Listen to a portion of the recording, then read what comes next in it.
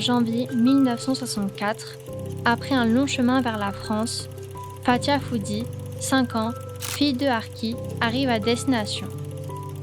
Un harki, c'est un Algérien servant dans l'armée française durant la guerre d'Algérie. À la fin de la guerre, les harkis doivent fuir leur pays. Lorsque la famille prend la décision de quitter l'Algérie, ils sont pris dans une embuscade du FLN. Le frère de Fatia a 11 ans. Il est porté disparu. La famille de Fatia ne saura jamais les circonstances exactes de sa mort ni le lieu où il a été enterré.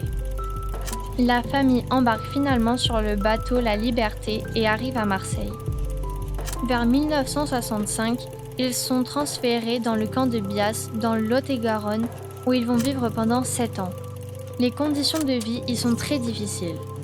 Les habitants sont enfermés derrière des barbelés et ne peuvent sortir du camp sans raison valable. Les enfants sont scolarisés à l'intérieur du camp. Seuls les meilleurs ont la possibilité de sortir pour aller au collège. Pourtant, à l'intérieur du camp, Fatia se sent libre. Elle a sa famille avec elle et peut jouer avec ses amis. Mais elle se souvient aussi de scènes de grande violence. Les tensions sont fortes entre les différentes ethnies.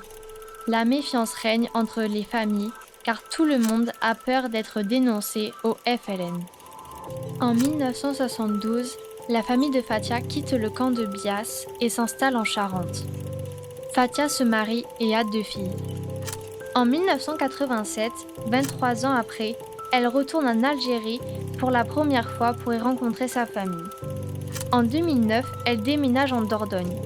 Par hasard, elle rencontre Farida dans une librairie de Périgueux.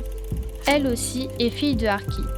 Toutes les deux créent l'association Harki Dordogne le 14 février 2012.